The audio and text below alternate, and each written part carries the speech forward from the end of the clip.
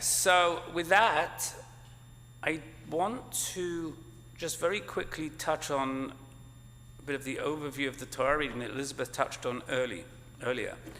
Tazriah, Parashat Tazriah, concerns the outbreak and treatment of a skin disease that's commonly referred to as leprosy. Now, obviously, as you heard, Elizabeth did a masterful job because it's not the most easiest or pleasant of topics to speak about. In fact, each and every year, sort of, rabbis wake up on the Sunday before scratching their heads, thinking, what the heck are we going to talk about Tazriah and Metzorah, looking for some real meaning or modern relevance to this parasha. And to top it off, what makes talking about this week's parasha even worse is the fact that the Torah, in great length and gory detail, not only describes the skin diseases, bodily infections, rashes, boils, hair growth, discoloration, and other strange physical maladies,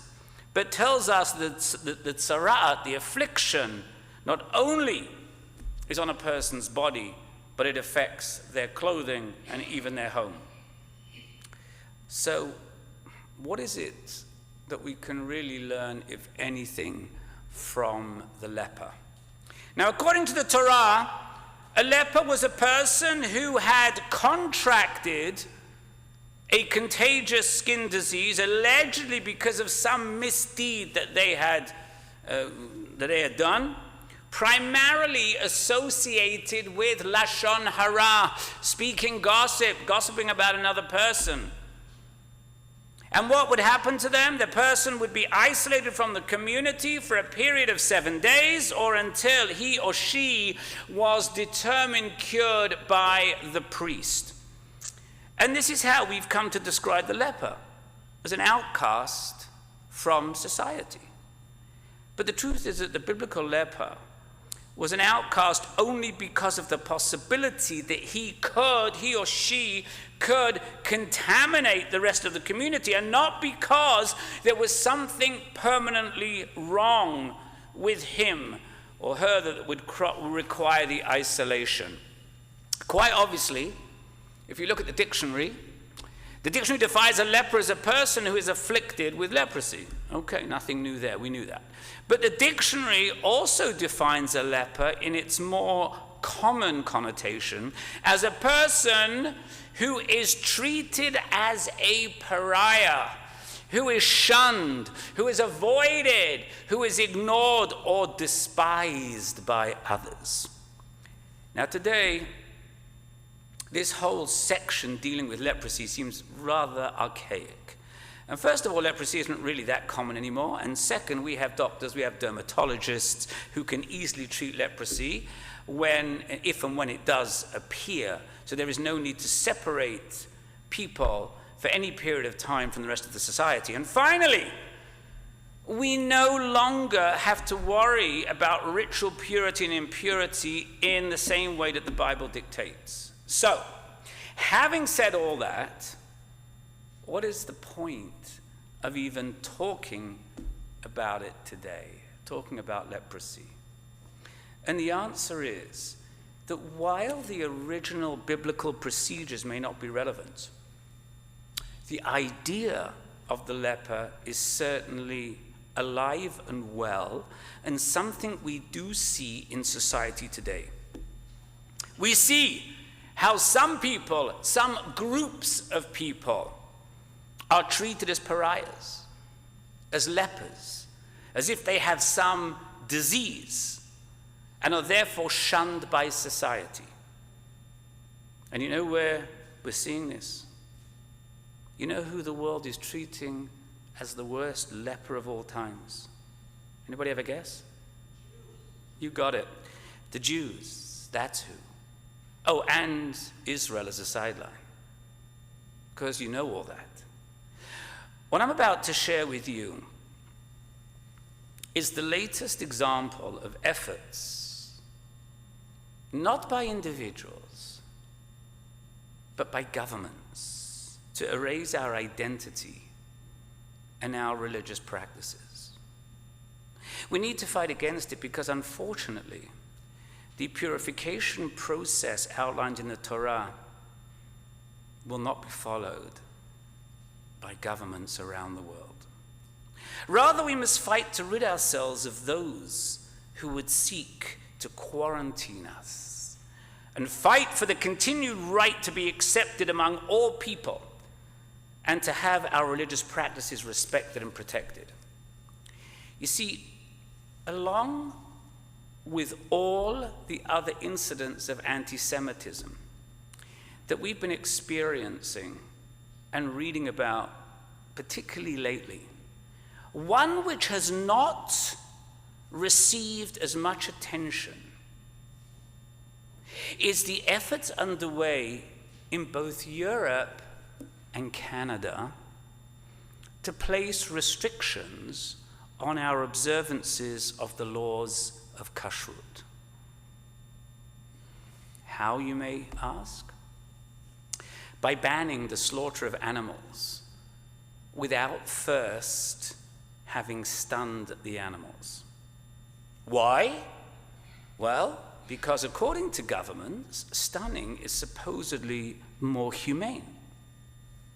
The real reason, of course, I think we all know. On February the 13th of this year, the European Court of Human Rights ruled that Belgium was entirely free to ban kosher slaughter, shrita.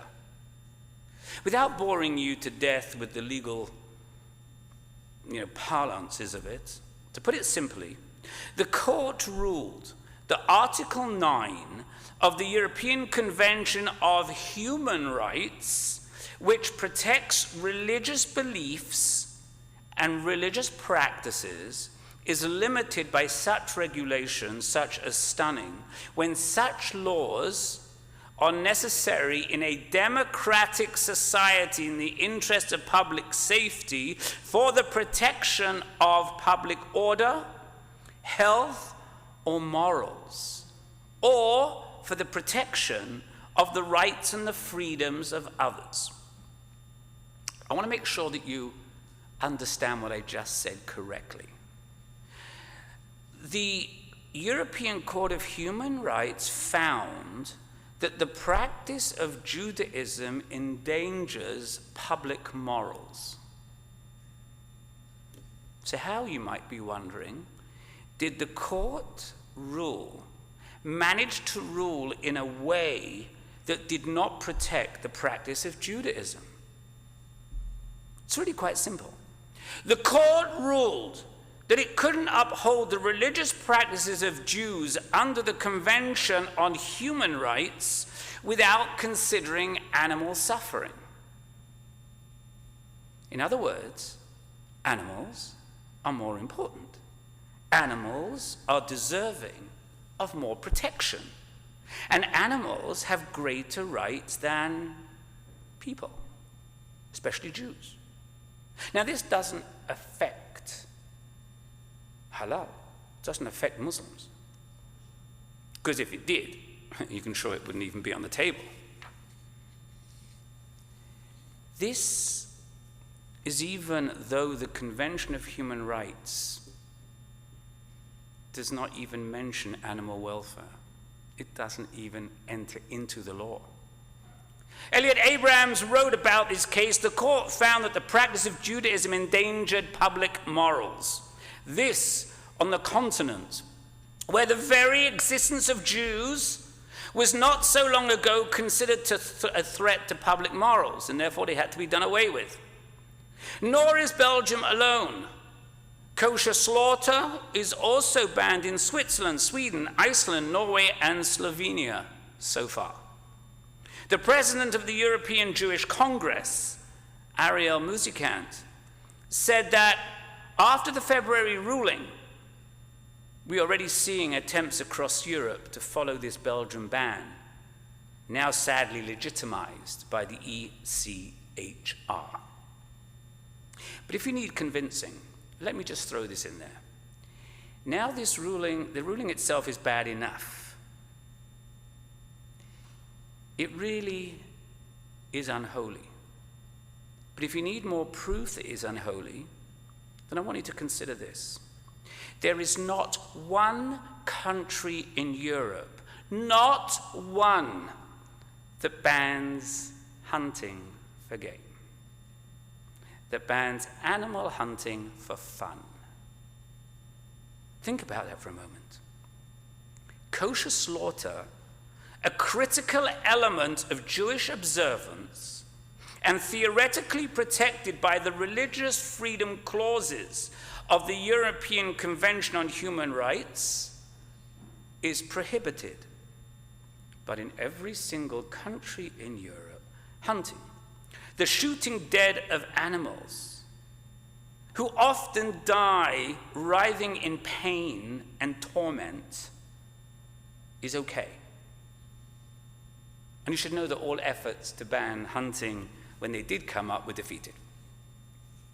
As Dr. Ariel Musikant noted, restrictions on fundamental aspects of Jewish religious freedom of expression, coupled with a background of massive increases in anti-Semitic attacks on Jewish communities, lead us to seriously consider whether Jews have a future in Europe, period.